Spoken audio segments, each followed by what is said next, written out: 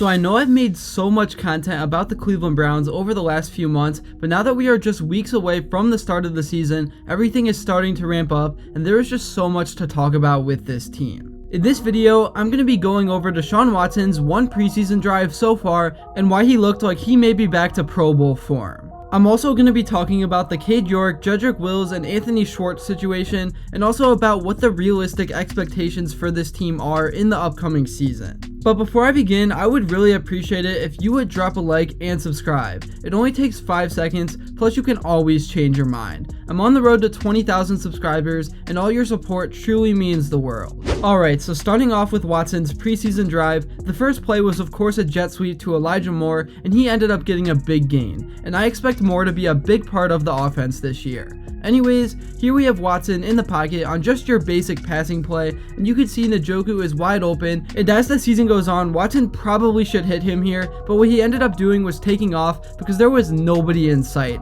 and as a Browns fan, I am just so not used to seeing something like this. This next play is literally almost identical. Njoku is wide open for a check down for at least a full second, and honestly, one thing that Browns QBs have lacked over the last few decades is the ability to just hit checkdowns and take what you can get. This is what guys like Rodgers and Brady lived on throughout their careers. But there was still so much to be excited about just from this one drive.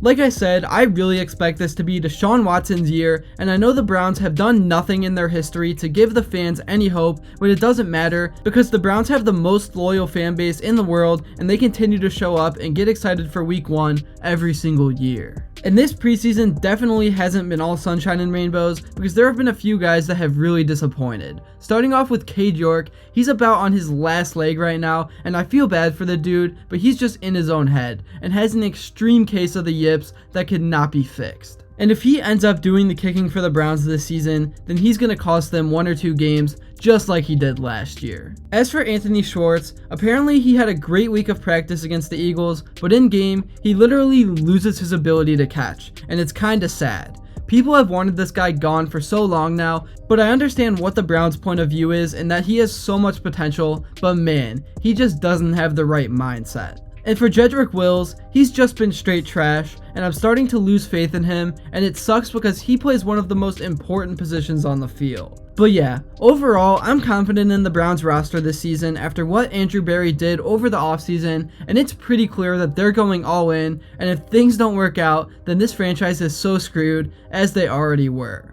Also, one more thing that I've said so many times and many Browns fans can agree with is that Stefanski needs to start using Nick Chubb like he's the #1 back in the league that he was ranked. I know you obviously gotta use the QB a ton that you paid a pretty penny for, but man, when you get into that red zone, stop messing around and just pound the rock until you get a touchdown. And when I say pound the rock, I don't mean those lazy, slow developing plays. Anyways, that's really all I have to say for this video. I'm so excited for week 1 against Cincinnati because the Bengals have been one of the few teams that Cleveland has owned over the last 4 years, and hopefully Watson can keep it that way.